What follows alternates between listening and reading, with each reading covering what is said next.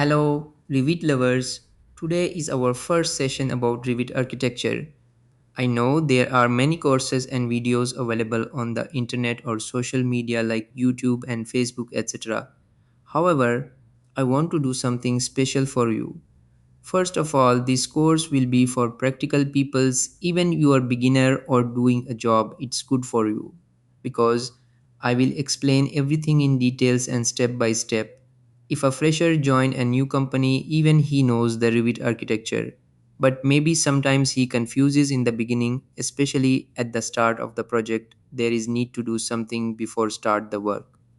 Let's move on to the Revit screen. Here is the first screen you will see after open the Revit architecture. Now you will click on the home button or press Ctrl B. Then you will see the Revit architecture interface where the left side you will see the architecture tab. It displays 7 options by default. They are in build, circulation, model, room and area opening, datum and work plane. But all are these options are graded or disabled means not in working position. The reason is that we didn't open a file to start the work. But before start the work, we need to do some settings. So let's see how to do these settings first. Click on the most left side on the file tab and you will see in the bottom. There is an options button, just click on it. The options window will open. Now click on the file location and you will see there is two template files exist as default template. The first thing you will do before work is set the template file that fit for you. Like if you are doing structural or mechanical work, you can see there is nothing at all. So just add a new template file.